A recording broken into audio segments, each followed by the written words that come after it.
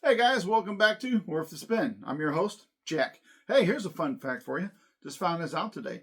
If you ask Google Video to do something very simple for you, like say, I don't know, film a selfie video, and it keeps wanting not to do it, you use a few F words, it'll do it the next time you ask it to do it. Who knew? Who knew? So there's a story. Let me tell you this story. So there's this actor, and it relates to this. So there's this actor I met one time. So I'm a big Doctor Who fan. Fourth Doctor hat, by the way. And went to a convention. This is early 80s. I went to this convention, and I'm waiting in line. His name's John Levine. I'm waiting in line to get my autograph and picture with him.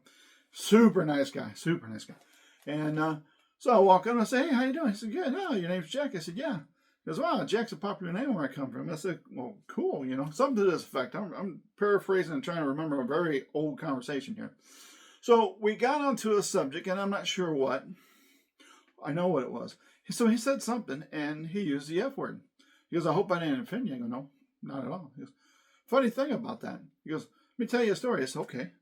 So he said, have you ever seen Saturday Night Live or Saturday Night Fever? I said, yeah, I have. He goes, you know that scene in there where John Travolta, whatever it was, and I've not seen this movie since, so we're talking a lot more years here. And I said, yeah. But anyway, it's John Travolta. Couldn't get somebody to do what he wanted him to do until he started using the F word. And then all of a sudden, the guy was more than happy to do it. So the point of his story was, sometimes you have to use the F word in order to get people to pay attention to you and do what you want them to do. How does that relate to this video? Because that's what I had to do to get Google Video to start this video for me. Story over. Let's move on to something else. All right. Records. So anyway, let me tell you a story. Guy walks into a record store. Won't say who. I know a guy who walked into a record store. Had a little time to kill yesterday. One of those rare days where it's like you can go in and just browse for like hours. It usually things that don't have the time to look at, and just kind of like research it a little bit while I'm there and try to figure out what's what. And I know I got a glare going on there. I apologize for that glare. So anyway, I fixed it. So anyway, I asked to see some 45's. Apparently that was an outrageous request that day. I'm trying to be tolerable and accepting of this guy's condition. I know he has issues. So anyway, we moved on. I'll just go browse through that. Easy, I'm not lying. I've got to get a video of this. I don't know, 10,000 45's. So one whole room just got to be 10,000 45's. Story of it is, though, they're not on their proper sleeves. A lot of them are like somebody skipped them across the ground. And then others are like, what? No, that price ain't real. So as I'm perusing, I found a few things. Imagine that. A little bit more glare. We'll get rid of that. So imagine I found a few things. So one of the things I found yesterday, and this wasn't at this place. So I found this at Target. So Target has this new setup where they are selling mini 4-inch records. I've heard about this before, and I looked through the list, and I kind of blew it off. I saw Motley Crue with Dolly Parton on there, and Black Sabbath. And I'm like, I'd probably get those. They're like $15, It's almost half the price of a regular album. So I'm like, I don't know, that's a lot of money. So anyway, I've never seen this thing. I kind of forgot about it. So yesterday I'm in there and I'm looking, because I'm looking for the anthology, because I have it reserved. I was told it was shipping. It would be to me on release day. Well, I don't want to throw any retailers under the bus, but Best Buy lied.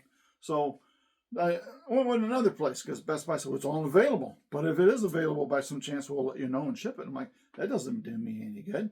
I had this thing on reserve for months. Now you can't ship it? After you said you shipped it? Funny. Anyhow, so I reserved it with someone else, and they said they could fulfill it. It would be in within a couple of days. So I said, cool, I'll just switch my pre-order over. And they're like, what? We have no date or time when this in particular item will be in stock to ship. We will notify you. I'm like, what? So I said, well, just cancel that. Cancel that because I'm not going to wait around for it. So I also canceled Best Buy because you don't have it in stock. I'm not going to wait 6 months for you to get it.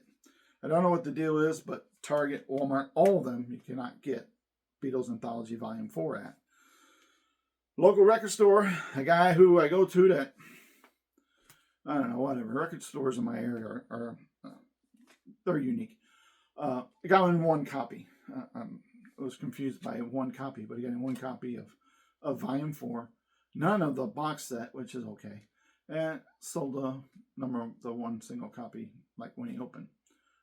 Confused on why he didn't get more, but I don't know. It was a conversation I've had before, but this is whatever. So anyhow, I'm like, okay, that's fine. So I went to a lot of places yesterday, and I got to do some looking and stuff, and nobody seems to have it. They're like, we don't have it. We sold out. So I heard it's not allocated, and it's not short stocked anywhere yet. Nobody seems to have it. Even Beatles.com doesn't have it. So I'm like, okay, that's fine. So I found a retailer in, I don't know, Egypt. And I don't know, that's far away from me. So I emailed, is this item in stock? They said it is in stock. You can ship it out tomorrow. I'm like, cool. So I said, put that in the cart. And I get a notice, the item you've ordered has been canceled. It is out of stock and not looking to be replaced.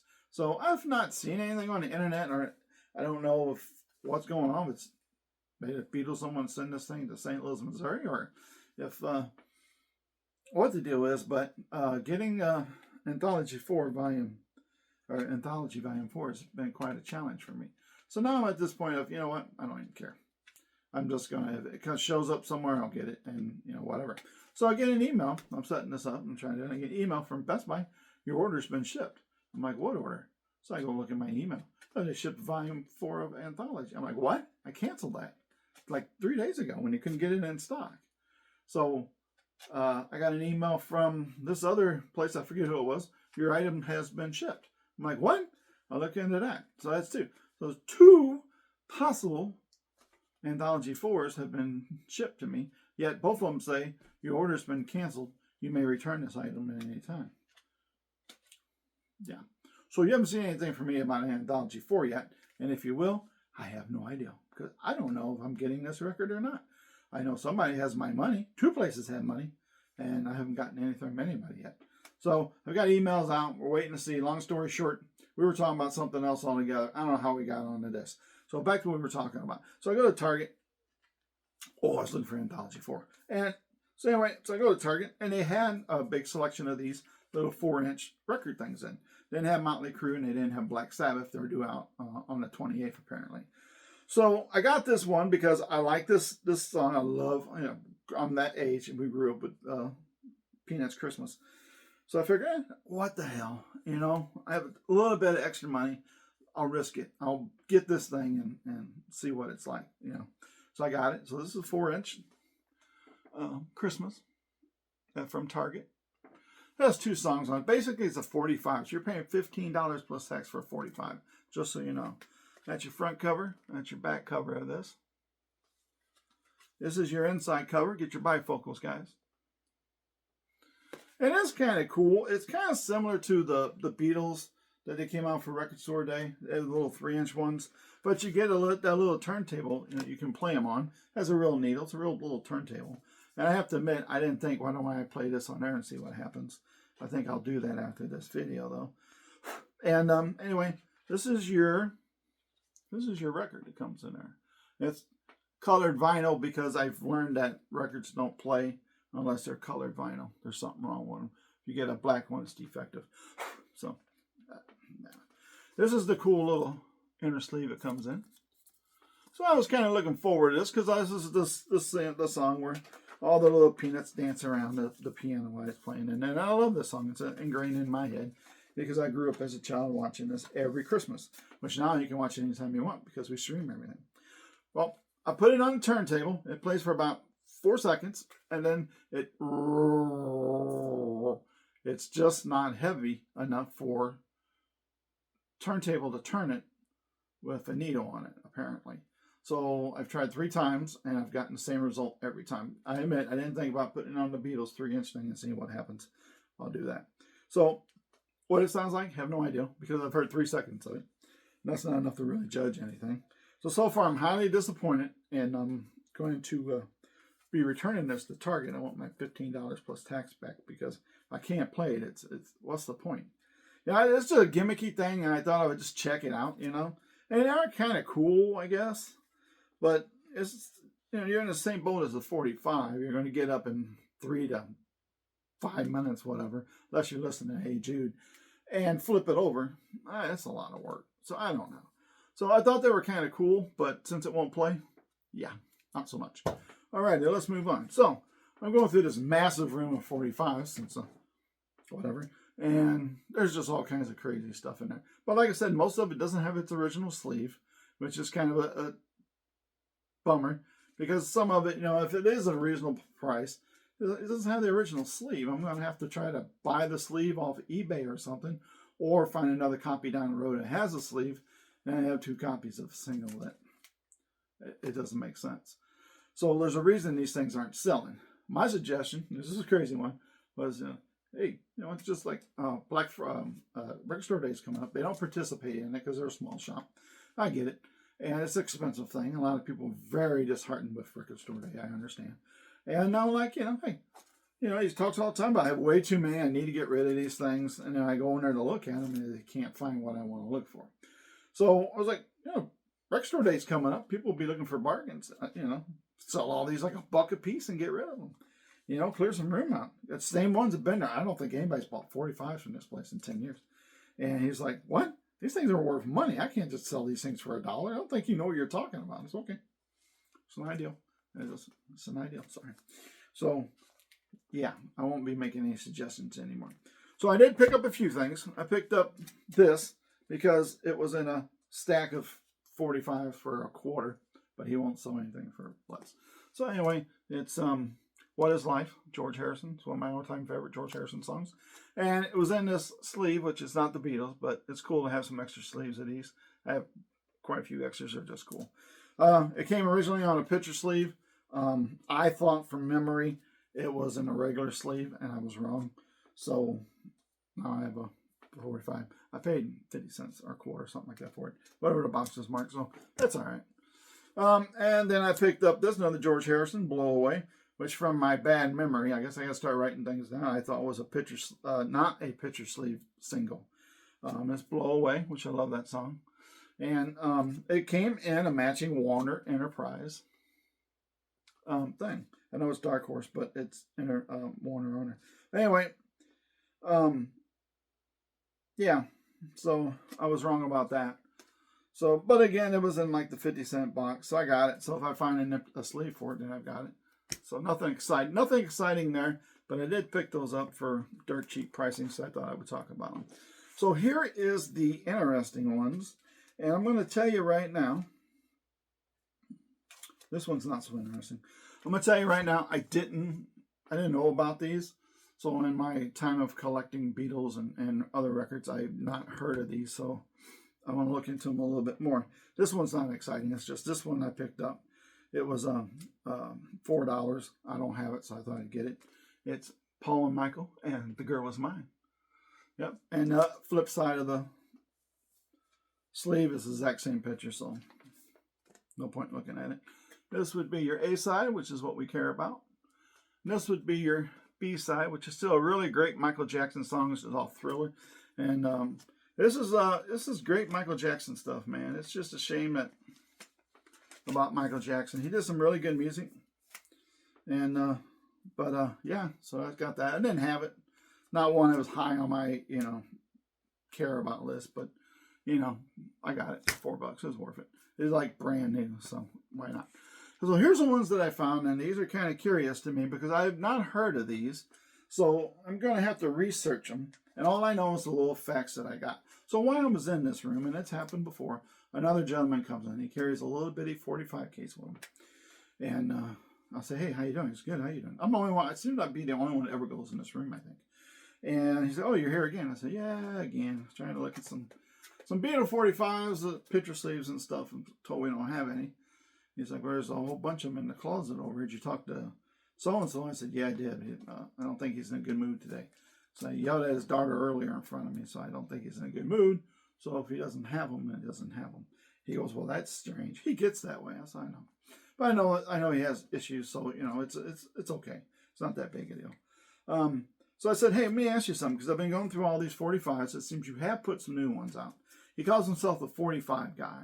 And he says he's the one who handles the 45s. He puts them in, says he matches them up to their proper sleeves, and prices them per condition. Well, number one, they're not in their proper sleeves. Number two, at their price per condition, 45's must be very expensive. So I said, hey, I found these 3 here, and I'm kind of curious about these, and I've not heard of these, and I don't really know, have any info on them. And he looked at them and goes, oh yeah, those came in, I brought those in here last week. And you must not have been here. I said, no, I ain't been here in a little bit. And he said, yeah, so I had a few more of those in there. And I said, well, I only found these 3. So I did find a couple of others, but they were the same one as these. And he goes, well, I didn't really go through them, so maybe they were the same. I don't know. And yeah, some guy who owned a jukebox company has had them in this storage thing forever. And he finally came in and he was trying to sell them, and so-and-so would only give him like a quarter a piece for them. So he pretty much wouldn't sell them, but he had duplicates of those and the other ones. So some of them he just sold off because he had a ton of duplicates and they're still trying to kind of process them and stuff. And I said, so what are like original sleeves for these, or what's the deal on these? He said, they didn't have them, original sleeves. This is the way they came. And that these were made for jukebox only. And we got rid of jukeboxes. All these guys who own all these records either just dumped them all immediately for what they could get, or like this guy, they put them in storage thinking down the road they were going to get a lot of money out of them. Because you can, but they don't keep the sleeves. The guys that deal with 45s and jukeboxes usually don't keep the sleeves. And when they do, the sleeves are just dumped in a box and they're extra, and they just go in and they switch out the 45s in the machine. And they didn't really have time to organize and all that. So these were kind of the ones that he got rid of, a pile that he got rid of. He said he got rid of probably like 100 of them. That he had multiples from owning, of course, multiple jukeboxes around town. So since he had 5, 6, 8 of same copies of all these, he went ahead and dumped half of what he did have to make some fast cash. So they're still whatever processing is the other ones. And when they do, they're supposed to give me a call because I'm interested in them. So we'll see how that goes. So the first one that I found, and this comes in a white plain sleeve. It's on kind of a pinkish purple label, capital label. And says quite clearly on here, for jukeboxes only. It's Paul McCartney, Your Loving Flame from 2002. And if you flip the other side, it is Lonely Road. So I've never seen these before. So they're interesting. So this is the first side. And I'm told that number up there was a guy who owned the jukebox company in a way for him to catalog and identify his 45s. To keep track of what he had and he didn't have when he switched them out into various jukeboxes, which are all long gone.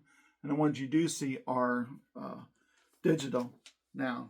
So this was really interesting. He said the guy's got a lot of them, and he only sold ones that he had.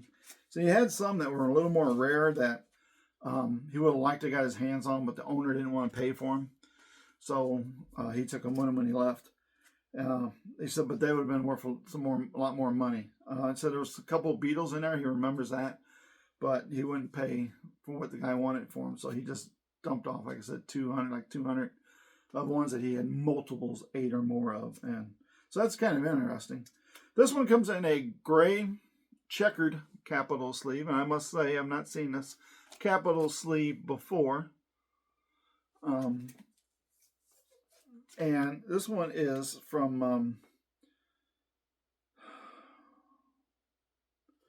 1999. It's Try Not to Cry. And the other side is No Other Baby. There's no designations of A and B. It's just 2 different songs on either side. And these are songs that have been released, but they haven't been released, I don't believe, as singles. My McCartney 90s is not very good because I didn't follow. Kind of got out of music for a while there in the 90s. So they had a lot of stuff going on.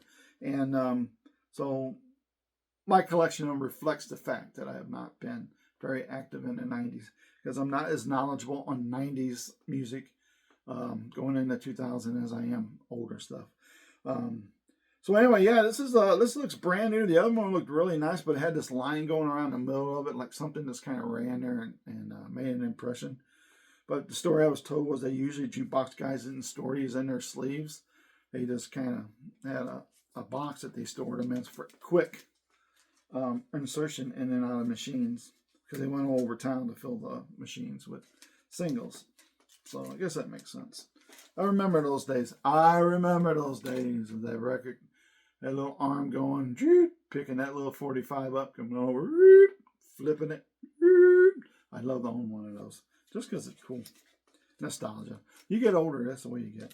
So anyway, so there you go. There's that. That's very interesting. Like I said, there was like 3 copies each of every one of these, and I just kind of picked out what looked the best. This one here again, yep, gray checkered sleeve. So it's interesting because I've not seen a capital gray checkered sleeve before. When I asked, he says that it was they were probably made for jukebox singles to signify in a factory or whatever they were. This guy has knowledge on 45s. He has pretty good knowledge of stuff, but I don't know. It's pretty good. So this one here, and this one is from 92, and it is Hope of Deliverance. And the other side is Long Leather Coat. I haven't played these yet. I cleaned them. Not that they really look like they needed to be cleaned, but they did, because I cleaned everything.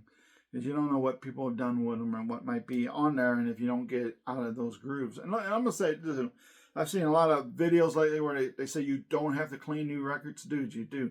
You ever taken a new record out and it's like glued in there? It doesn't want to come out of the inner sleeve? That's because of the static. That static's so high on that record, when you pull it out, if you put it to a light, you'll automatically see any dust that's in that room stick to that record. So, plus you're forcing this record out of this sleeve and it doesn't want to come out because of the static clean that causes surface scratching. So I clean all my new records. I don't go crazy. I put them in, spin clean, and I give them a few little turns, takes the static off. They still look beautiful. They're good to go. And it's less likely to get dust on them. That's my 2 cents on it. I've just seen a lot of videos that say you don't have to clean them and you shouldn't. And personally, I think you should. But that's me. So back to what we were talking about. There's your A side or whatever side it is. And there's your B side and whatever side it is. And I need to look into this, and I haven't had time. I've been busy. And yeah, I did get them clean late last night, early this morning. Depends how you look at it. My sleep pattern could have been any time. I wouldn't remember when I did it. Yeah, and I haven't gotten them played yet. So I'm interested in getting them played. But I was trying to do this real quick because I got stuff to do. So, I'll try to get listened to. Probably be in the morning. But I found those very cool, and I thought that was neat that there were singles of Paul McCartney and the Beatles.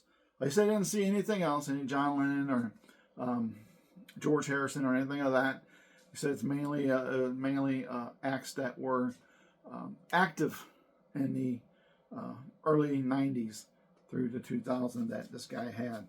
So, which Ringo was active, but I guess, I don't know. So all he saw Beatle-wise was a couple of Beatles and a bunch of these McCartneys.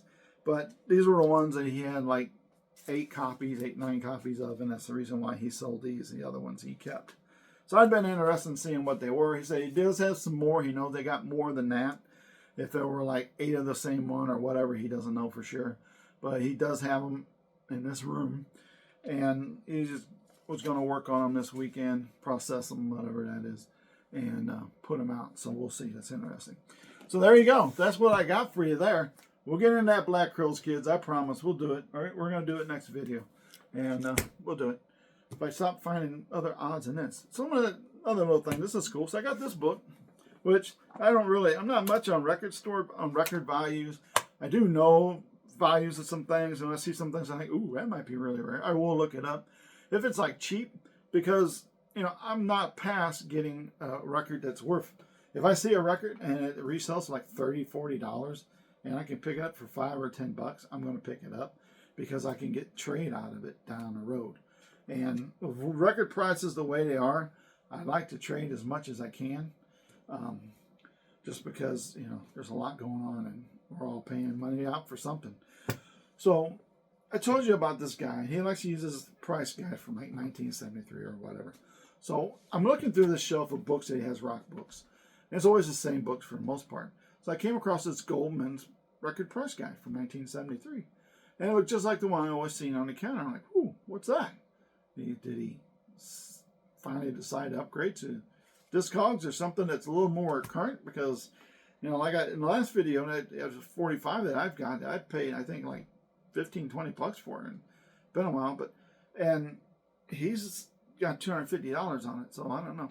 But anyway, so looking at it, I'm like, oh, that's interesting. I guess he decided to get into Discogs or something else. And I went through some of the other books, and I came across this. Nothing exciting, I know. And there's a newer edition out, I know. But anyway, so I found it, and it was sitting on the shelf, and I'm not going to say at the moment where, because I still shop there, and, you know, so it had that price tag on it. I'm like, wow, that's a little expensive. I wonder if he'd make a deal on it since it's last year's. I was using it as reference. I'm not a big internet guy. I don't do a lot of, you know, I like old school. So I come up and I noticed that he did switch out, because where the Goldman 73 price guide always is, there's a Goldman 78 one there. We are progressing. I don't know what that's going to do for prices, but we're progressing. That's a pretty good few years jump. So that was a little weird to see. That's just a little weird. I talk about that price guide I see every now and then, just keeping you appraised on that in case you were worried. I wonder if that guy's still using that 73 Goldman's price guide. He's not. It's 78. Interesting.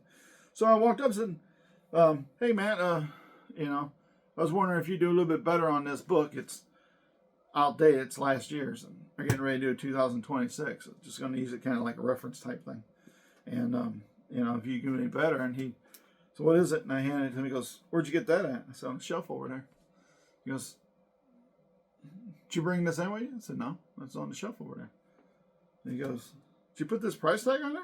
I go, no, I didn't know I did. Not for $25. I did not. And he goes, yeah, we don't sell that here.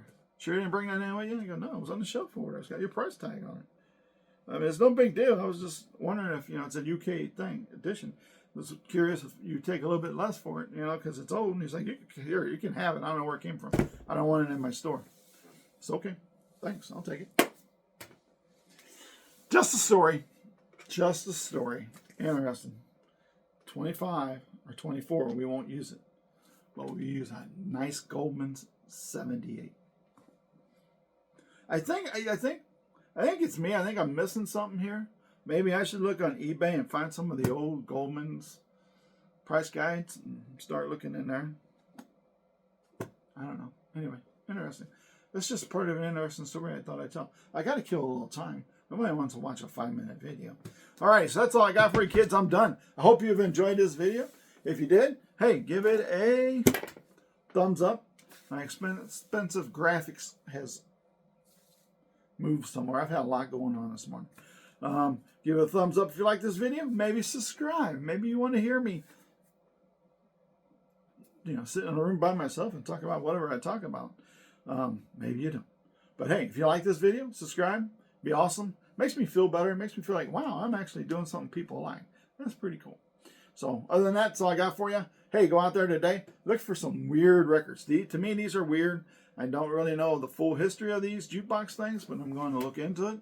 And maybe not using the old man paper stuff and doing more, you know, 21st century internet searching, I guess so. But that's fine if so.